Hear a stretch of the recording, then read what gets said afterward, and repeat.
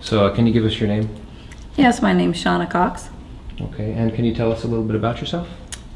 I am a mother and grandmother, wife and sister, and I am from southern Utah. Excellent. We're a business owner. Okay, sorry. Okay, now we're here to find out what happened here. So can you give us the sequence of events of what happened? Start from, I guess, when they heard about the meeting to when you were, I guess, until you arrived here today.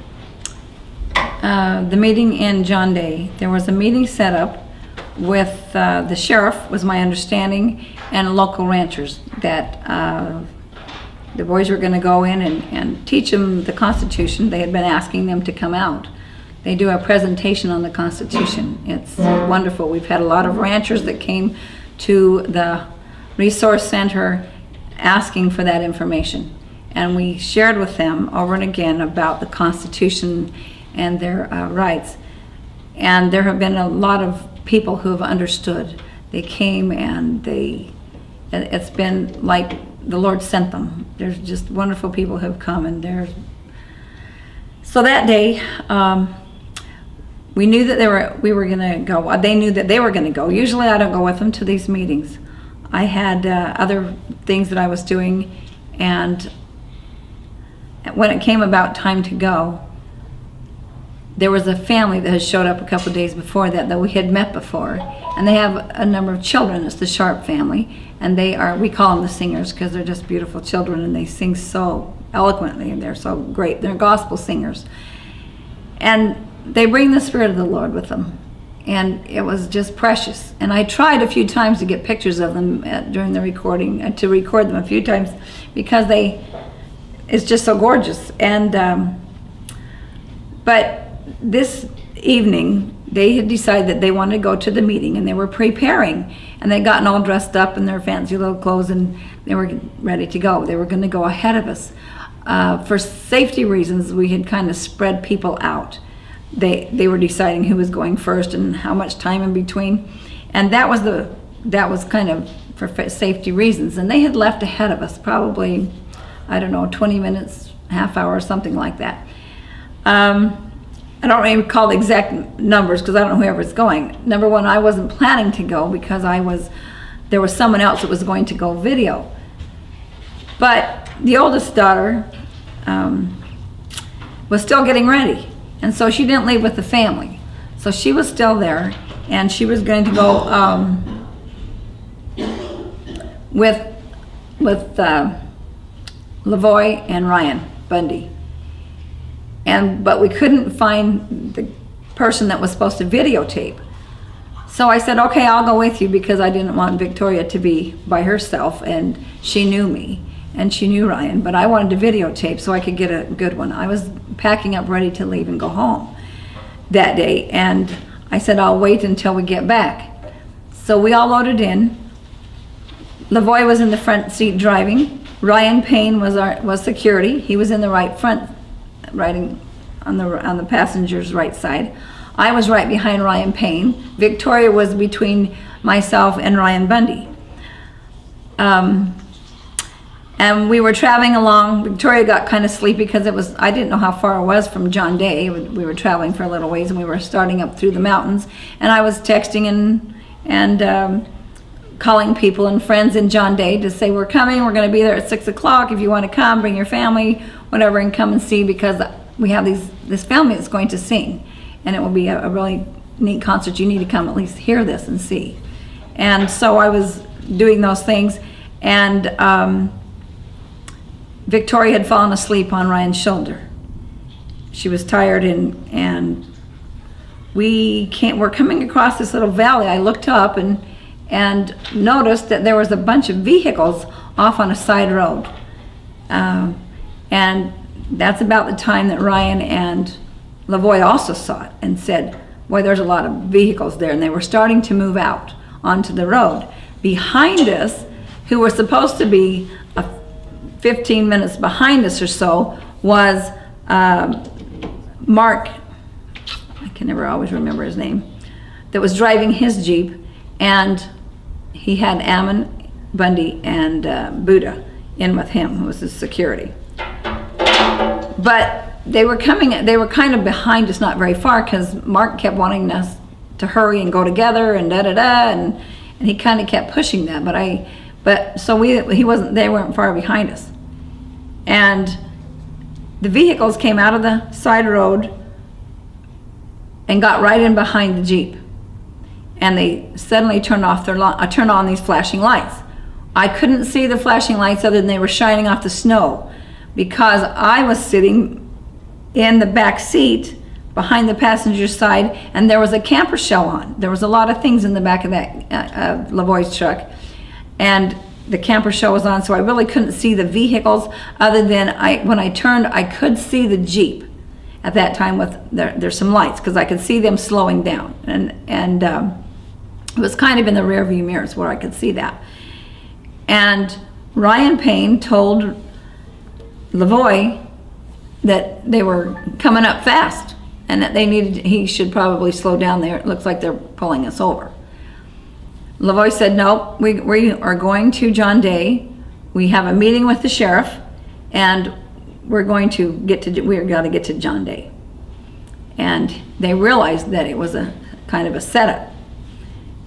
And so Ryan Payne talks to Lavoy and said, look, dude, you need to kind of slow down. You better pull over, because they're gaining up on us. So finally, reluctantly, Lavoy slows down and pulls over. And he didn't pull very far over because it's a snowy road. But he slows down and he stops, and Ryan Payne rolls down the window and he sticks both hands out the window and he yells back at I'm guessing whoever it was with the flashing lights, and he yells back at him. It hadn't been 2 seconds probably, and his hands are out, and a shot comes through and misses his hands. I thought it hit him, but it hit the mirror, the little thing between the mirror and the window, and so that was the first shot fired, and he yanked back in really fast, and he goes, wow, they're shooting at us. Well, it was unbelievable, and we're going, whoa, what? And so Lavoy was gonna go on. And when I looked up, and he has on the back of his head, he has a laser pointing on the top of his hat. There's a laser beam on his head. And he leans out in front of the mirror, out of the window, and he puts his hand out, and he has one on the steering wheel, and he yells back at them. And he says, then shoot me, because we're going to see the sheriff. We have a meeting with the sheriff and John Day, so just go ahead and shoot me if that's what you're gonna do. And then, of course, nobody shot him when he put his head back in, and Ryan Payne decides to jump out the door. He gets out the door, and I guess they arrested him or whatever they were doing. I don't know. I couldn't see what happened because Lavoy decided we're going forward. They did say, I have to say, that they did say, Ryan said there's women in the truck. And he says, somebody from the back says, tell the women to get out. If they want to get out, tell them to get out. Lavoy says, if you guys want out, then get out. Well, really my door was still locked. But Victoria was freaked out already because we had already seen a bullet. And she said, I'm not getting out. When my mother instinct kicks in, and I said, I'm not leaving her. So I guess we're here. And we slunk down and he took off. So he's flying down the road, and I'm saying, Lavoy, do you think how far do you think we'll make it before they blow out the tires, because they're coming up fast? And he just barreled down, and I tried to dial out to tell somebody what was going on, and it was right in a spot that we had just lost. There was no service. None of us had cell service. Then we knew we were set up, because we could get no service whatsoever. We just had it. And now we had nothing. So I pulled up my camera quick, and I put it on record, and I'm recording what's happening. And just about, it hadn't been very far up the road, because suddenly Lavoy hits I don't know if he hit the brakes or we hit the slush, but we slide up, and I can see the ice and snow slushing up over, and we went swerving around, and then I could see the vehicles that were in the road. And we got stopped, and now we're stuck. and immediately there are lasers everywhere, all over, and Lavoy jumps out. He flings open the door, and he throws his hands in the air, and he jumps out and starts running through this deep snow. We can see him, and I have it on video, and we're just freaking out because there are bullets flying. He's yelling, "Go ahead and shoot me," and his hands are out. "Go ahead and shoot me, go ahead and shoot me." I honestly believe that he was trying to draw fire away from us.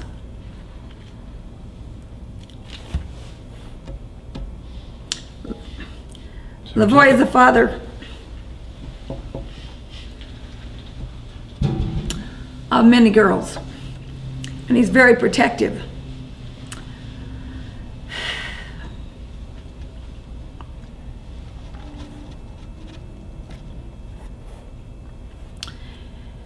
And I think he was trying to draw the fire from us. So I can't see him very good because I'm still trying, still got the camera up. We're still slunk down because there's bullets flying. They're breaking out the windows. They're shooting all the windows out, and we can't get out. We're pinned down. And Victoria puts her head up. She's trying to watch him, and I'm trying to keep her down because I can see the laser because it was on Ryan. We'd pushed Ryan down, but he could still see out the window, and so could Victoria. And they were watching, and they're going, "No, they shot him, he's down, they shot him again, they shot him over, and he's dead." And she kept screaming, "I'm an EMT," and of course the window was open, and by then, and she kept screaming, "I'm an EMT, and let me help him, and let me get out and cover him up," but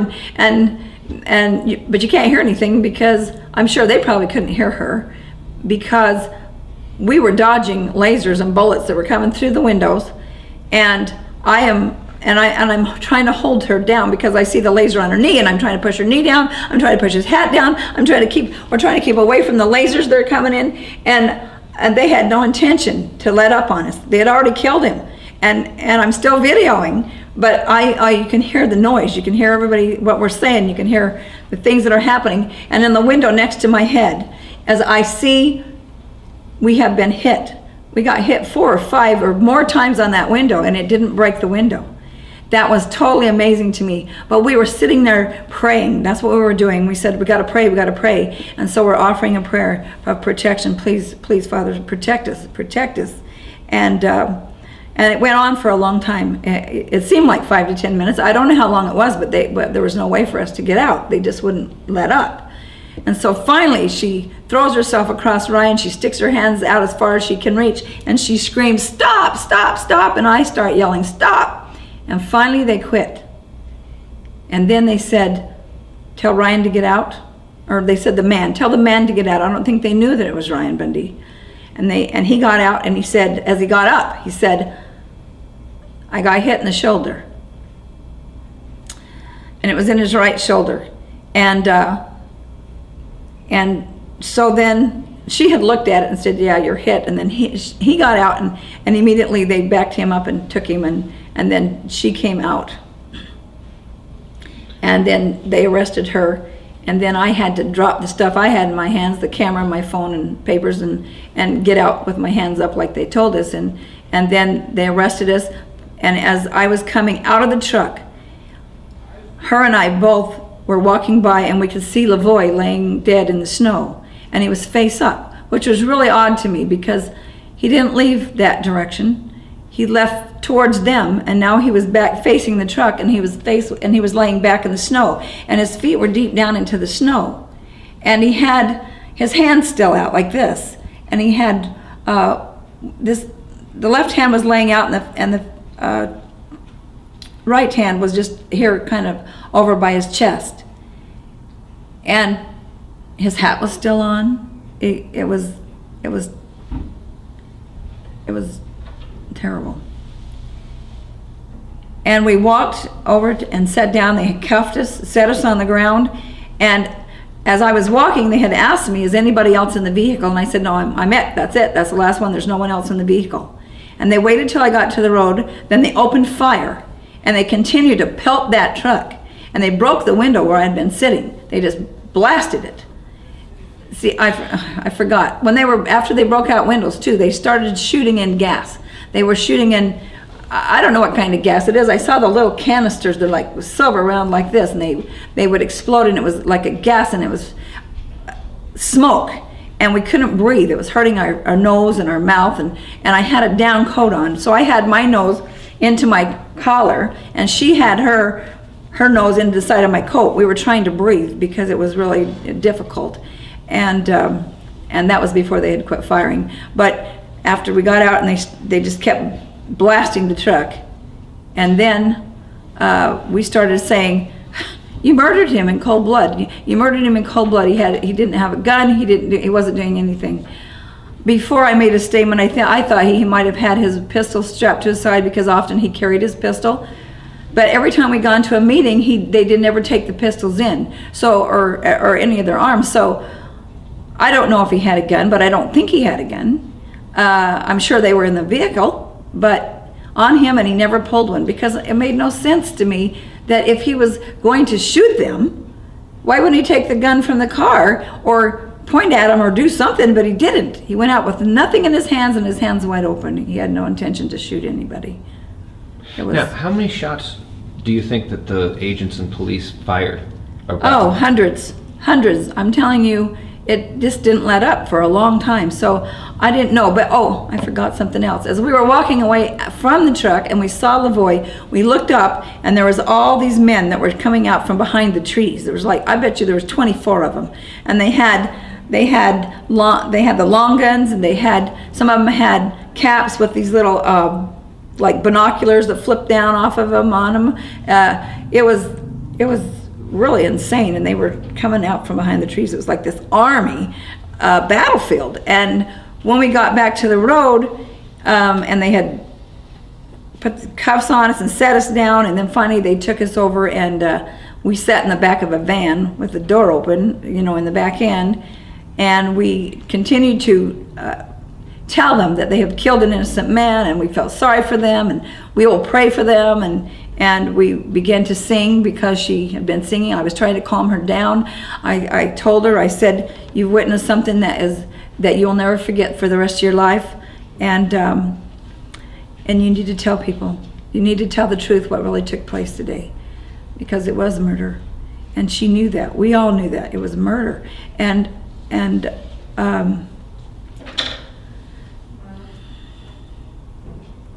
so we got in the van. We're sitting in the back of the van, and we were there for a long, long time.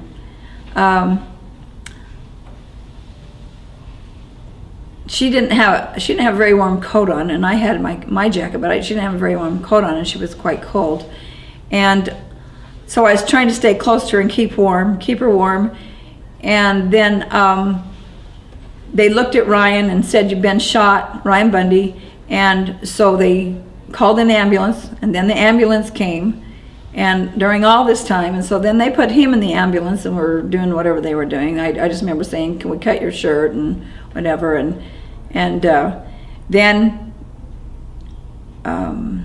so he stayed with them, and like I said, it was a long time. We were there a long time, and we just sang song after song, and we talked, and then finally they brought up this like a van kind of thing, and they put us into the back of this van. So she and I were loaded in the very back, and then we drove down the road, and we came to the Jeep, just past the Jeep, and there we saw Ammon and Buddha and Mark and Ryan Payne, and they loaded them into the vehicle. So all of us were in the vehicle now, and we had to sit there for hours, and I don't understand why. We were there probably for about 5 hours. When we were sitting in the back of the van, I asked them if we were under arrest, and they kept saying, "No, you're just being detained." I said, "For what? Are we being, so what are you charging? Are you going to charge us with something?" We didn't have any idea. And when we got into the van and everybody was in the van, we kept saying, "Are they charging you? Are we under arrest?" They kept still saying, "Nope, you're just being detained." And there was about 40 of these people in their garb, in their I don't know what you call it, battle rattle, whatever they call it. But anyway, they were all down the road and they were all trying to get it together. And it was almost like they were trying to formulate some reason that they picked us up, or what they were going to charge us with, or whatever it was going to be. I don't know, because it took a long time, hours. And finally, I'm not going to tell you that part. People had to go to the bathroom. It was so bad. It was awful. And they wouldn't let us out of the car. It was terrible. And they went, so finally when we got back into the vehicle, they took us back to Burns, and they were driving like madmen. They were like 80 miles an hour, all just rushing back into Burns. And they have all the lights on the inside. And as soon as we hit town, they turned off all the lights so people couldn't see who we were, I guess. I'm not sure exactly how they planned that. But anyway, they turned off the lights when we were going through town. And then they circle around to the hospital. They dropped the ambulance off, which I think I must have been for Ryan's sake. I'm not sure. And then they take us outside of Burns, and they take us to this little rest area, and all these vehicles show up, these SUVs, different cars and stuff. And they took us out individually and put us in different vehicles. So we weren't together any longer. And I was really worried about Victoria. And I kept saying, okay, so where's she going? What are you doing with her? Maybe we should stay together. Why are you separating us then? And she's going to be taken. She's okay. I was worried about her. And the next thing, we're all in a caravan traveling away, and one vehicle peels off, and I don't know where they went, and I don't know I didn't know who was in the vehicle. In fact, maybe 2 vehicles left. I'm not sure, because being in the caravan, and I'm in the back seat with darkened out windows, with an officer guy with me, and then somebody driving, and we travel a long ways. I know we got to Bend. I'm not geographically challenged here. I've never even been in the state, so I don't even know where we are. So we went to Bend, and then we went to, and then they said, oh, we got another couple hours or something, and I'm saying, okay. And then it turns out we're going to be all night. We're going to Portland, and we are driving 80 miles an hour through towns that have 35-mile-an-hour zones, and we're just like barreling through here, and I'm going, so how is it that we drive 80 miles an hour in a 35-mile-an-hour zones? I mean, I don't get why we're doing this. And they ended up taking us to I don't know what it was called. All I know is that there was a lot of people. They had a big roll-up gate like a garage, and they brought us in cars 2 at a time and let us out of the vehicles. We did, along the way, they did slow down at one point, and there was other people that they were bringing in. I remember them saying that they had picked up Pete Santilli, because I saw him get out of one car and got put into another one, and he was talking. And they kept saying, he just never shuts up. That's what they said.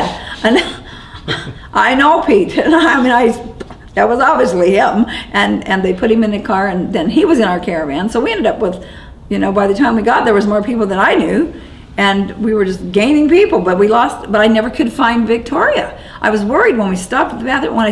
Everywhere I stopped, I kept saying, we only stopped one time, and then we got there, and I said, so where is Victoria? Well, nobody seemed to know what happened to Victoria. And then we get together into this van. They put us all in this van, and there's no Mark either. And the only thing that happened with Mark was when we got in the vehicle, and Victoria and I were in the back, Mark was sitting in front of us in the club wagon, whatever the heck you call it. It has a lot of seats. And Mark was really mad at Victoria because she was kind of crying and really talking fast, and but she just been through a trauma, and he kept hollering at her. I just thought he was very unkind. And I had to keep it. And I kept saying to him, knock it off, because everybody deals differently with trauma, and just leave her alone. She's just a young girl, and leave her alone. And so now I haven't seen Mark or Victoria when we get into the paddy wagon, or whatever the heck you want to call this caravan thing. And I haven't seen them, and I'm worried about her. And they took us into the federal prison over there, I guess. I don't know what it is, whatever it is. Anyway, they took us there. I've never been to these places, so I don't know. And they made us take off our things and put shackles on our feet, and I had shackles on when we got into the other car, because I remember that I couldn't climb up into it because I have a broken foot. I had a real hard time trying to climb into it. Now there's no warrant for your arrest, and no charges have been levied. They just... No, we had no idea. We had no idea even why we're here. We had not even been charged with anything. When I was in the car coming, when they put us in separate vehicles, the one man that was sitting next to me in the back, and the officer, said to me, started to read me, or he wanted me to sign this paper. He says, "Can you read this and sign it?" And I said, "You took my, I don't have any glasses and I can't see it. I can't read it, so I can't sign anything I can't read." And he says, "Well, let me tell you what it is." And so he put a recorder. And he said, and he started to read me like and I said, "Is that the Miranda rights?" And I mean, I know what Miranda rights. And I said, "So does that mean we're under arrest?" "Well, yes." I said, "What are we charged for?"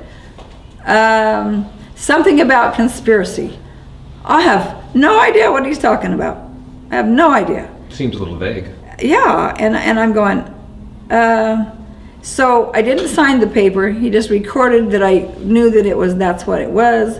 And all the way there, he kept trying to get me to talk about things, because he said, you don't have to talk, but anything you say, everything you say can and will be used against you in a court of law, blah, blah, blah. And so I didn't want to talk to him about anything except the Constitution. So I'm trying to teach him the Constitution all the way there as much as I can. Then I'm singing. Then I just keep singing hymns. And I said, "Well, if you don't give me a radio, then you're going to have to hear my songs, because whatever, because that's a lot of hours."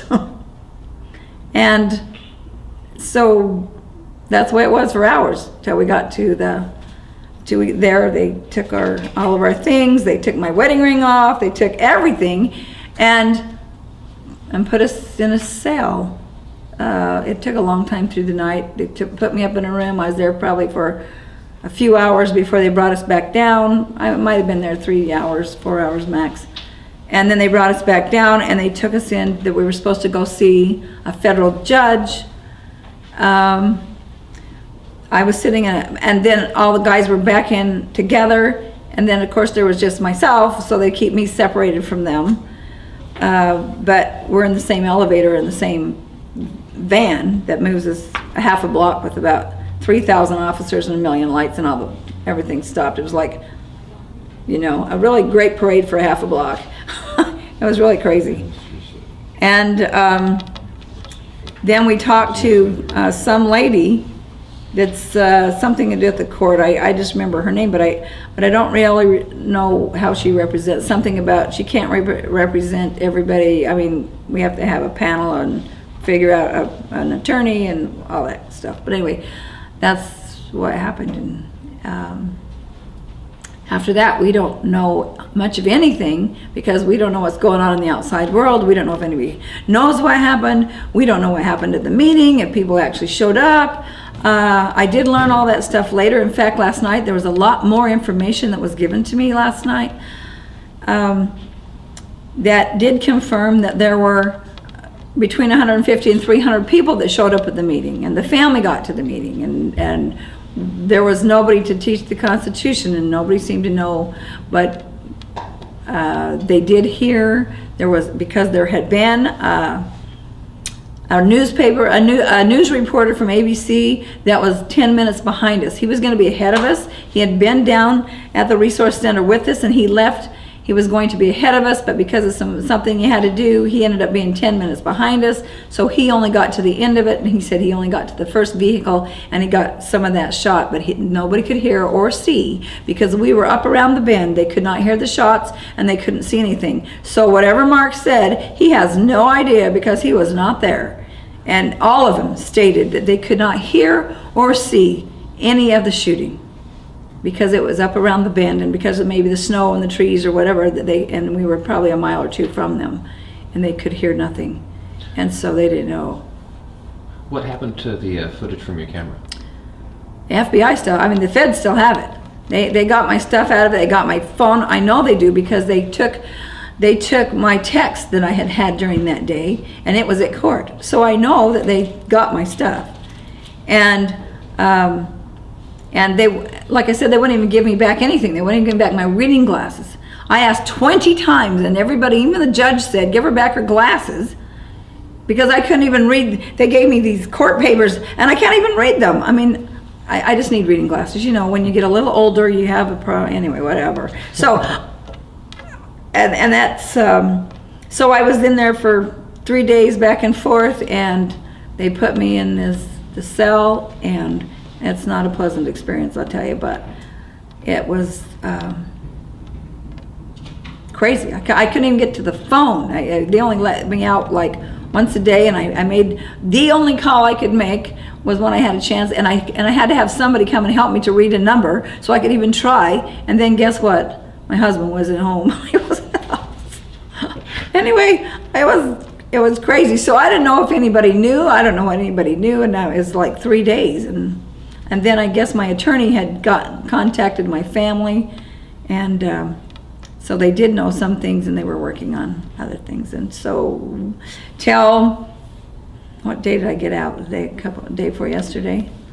And the day before yesterday, I had gone into court. My attorney was working to have me released so I could go home. I really needed to go home. The problem was my driver's license, everything I have is in my car, still at the resource center. I had one credit card on me. They took all that. I had no way to get anywhere, and they took the money I had that was in my pocket. I think there's like $33 or something. They took that, but I had nothing. No toothbrush, no hairbrush, no nothing. I had nothing. And so the judge said when we went in, my attorney was hoping that I would be released. My sister flew up from Phoenix to come and get me, so I'd have a way home.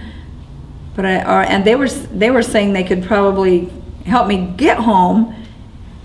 But I said, you can't fly me home. I have no ID. And they have my keys to my car. So how was anybody going to get it? It was crazy. And so then so I left probably the courtroom around 5 o'clock, 4:30 ish. I don't know exact times, and then I went in. We just barely got there in time to eat. I just was eating my dinner when the jailer came and said, "What size do you wear? They're releasing you." The judge said they weren't going. The prosecuting attorney said it was okay to release me. My attorney said it was okay to release me. The judge said they would release me at the time that the people at the refuge left, because there were some people still holding out or something. And I said to my attorney, well, how long do I know that's going to be? Because I'm not in charge. How would I know how long they're going to be there, or what's happening? So how is that based upon? Anyway, I went back to the cell. I was eating. They came and asked for my clothes size. About 30 minutes later, they came and they got me, and they took me out and downstairs, took the things I had on, the jail stuff, gave me some clothes out of their little stash, something. And I kept asking for my clothes and my coat, and they said, well, the feds haven't released it. They took it over there, and they handed me a little card that had $50 on it and let me out the door. That was it. And I didn't know how I was going to call anybody, because they have a phone there that calls your attorney, that you can call an attorney on, but I can't exactly use this card. I don't even know how to do that. There's a pay phone there. I don't know anybody's numbers. Everybody has cell numbers. How am I supposed? I don't know what I'm supposed to do. Anyway, I called my attorney. She was able to get hold of my sister, and came and got me in about an hour or so. And then we took off, and I was headed home. I had a tragedy that happened at home. On our way there, we got a phone call about my son-in-law, who just was in a horrible fire. My daughter called me, and their shop was burning down, and she was freaking out, and the kids, and my attorney had called her and had called my house and told my husband that if I was coming home, they had to remove all weapons out of my house. So he had taken them all to my daughter's house, to the shop, and her husband and the family were at the shop that night. He was working on his backhoe, and the kids had gone up and gone back to bed, and they were awakened by the fire engine, and I guess that shed was engulfed. Her husband was sitting by the fireplace and the wood stove, and must have fallen asleep. It ignited something, and then it blew something up, and then all of a sudden, when she was trying to get him out, all the bullets were going off, and it was horrible. She couldn't get in, and my son-in-law was killed, and I can't even get home. So she's hysterical, and I'm saying, I'm on my way. We're three hours out, and I get a call from my attorney. He says, turn around, come back. I said, I can't, I have to go home.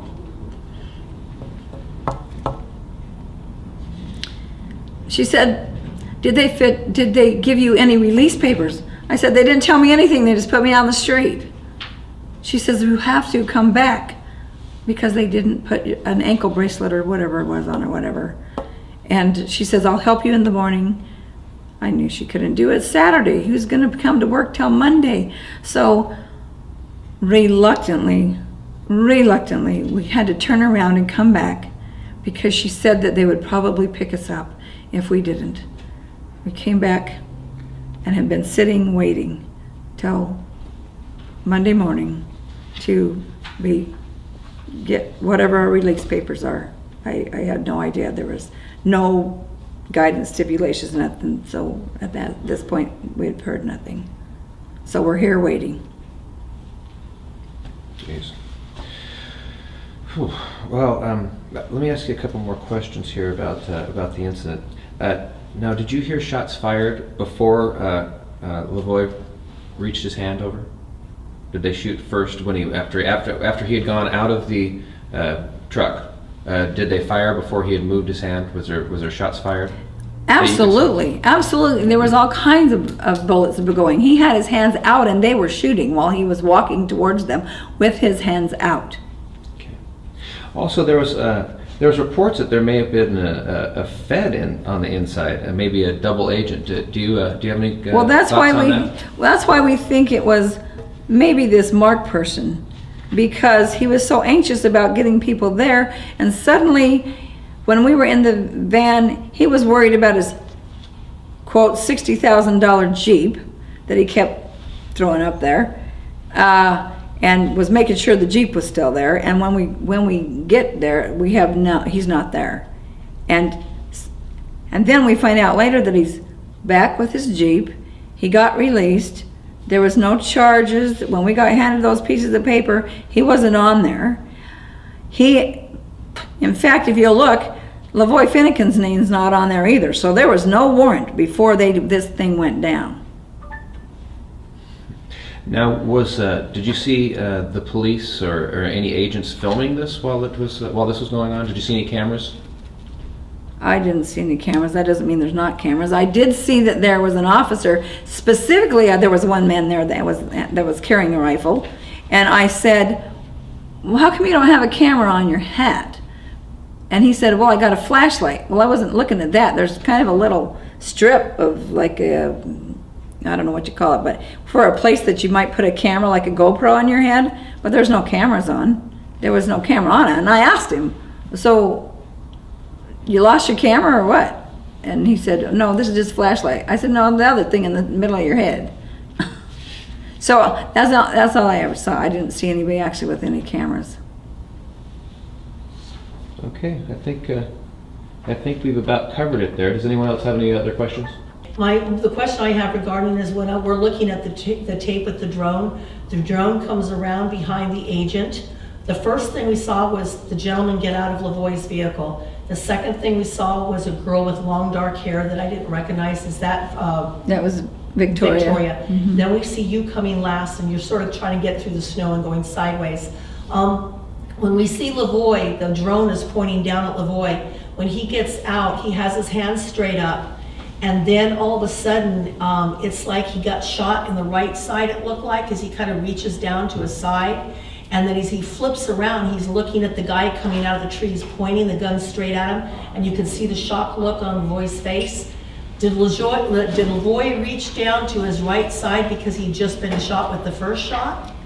That I can't answer you because I didn't see that part. But then we see him looking right at the guy who's pointing the gun at him like he's in shock. Because I remember Lavoy saying many, many times, you never point a gun at someone unless you're intending to use it. And his hands were up in the air when it looks like he got shot the first time in the side. Your instinct is to go down and grab your side when you get shot because it hurts, right? So if his hand dropped down a little bit, was it because he was in pain on his side? Then the guy shot him, we saw him go flat, right back on his back on the ground. Okay? That's I saw the video later, just in fact yesterday or whatever day I got it. I did see that video. It only made sense to me because I did get more information since that time. It only made sense to me that he was going away from the vehicle towards them, and then I see him turn and come back, and that's when I see him go down from the video. Right, after he's already been shot. And I thought he had, and this is my own assumption, I thought that they had hit him and that's why his hand was going down, because they had hit him. Right. And then he turns and comes back towards the truck and they shoot him again. You can see him from the side, and then he lays back into the snow and he's dead.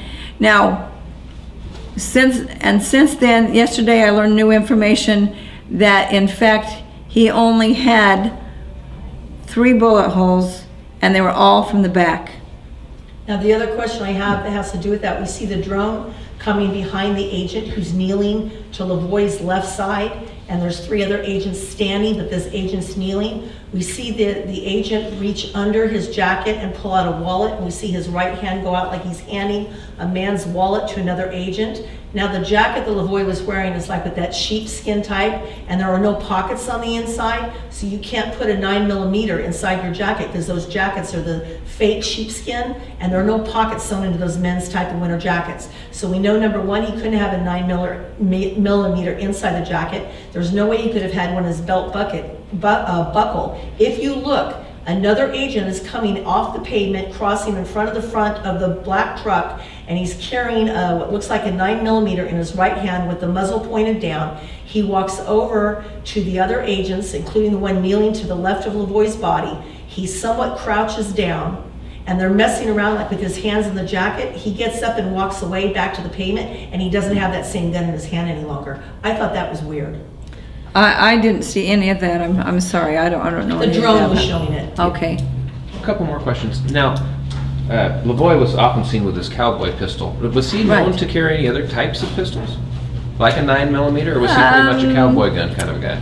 Mostly he had the cowboy, the gun on his side. You know, I don't really know. I just know that I've saw him with and that's what I assumed, that he had that on. But actually, I don't know, because I didn't see him when he got into the truck. I was one of the last ones in. Like I said, I went at the last minute, so I didn't really see. I wasn't paying attention to if they had any weapons. I didn't see any weapons. Okay. And how about the duration of your film? How long did that last? How long did you have that running? From the beginning of, well, I was trying to get it up, so I don't know exactly when it took. You know when it has to say record. I don't know exactly when it took, other than I know that it was on when we were stopped the second time, and I have him for sure as his head, as he's getting out of the truck. That's where I have him. And then everything else is what's going on in the truck and what's going on around us during that whole time of the standoff. I do not know how long that was. It seemed like a very long time. And so that would have been my recording up until the time that I had to get out of the vehicle. Okay. And then I turn it off and drop it. Okay, good. Is there anything else that you would like to say and tell people out there? People just have to know the truth. And that's the truth. We were witnesses to a murder. The man was totally innocent, unarmed. He never went after them, never was aggressive. He believed in what he was doing, as we all do, into restoring the Constitution. And America has to do that. They have to restore the Constitution. Whatever calling you have and whatever the Lord tells you to do, it's your responsibility. It's the media's responsibility. It's everybody's responsibility. They have to feel it in their heart. You have to do what the Lord tells you to do, because we know that the Lord has been over us all the time and watching over us. He saved us. We know that He saved us. We truly believe, all three of us that were still alive, know that our Lord watched over us and protected us, that we might tell the truth, because they had no intention to let us out. It was more than obvious. They had no intention of anybody walking away. Well, God bless you. Thank you very much for the interview. Thank you, guys.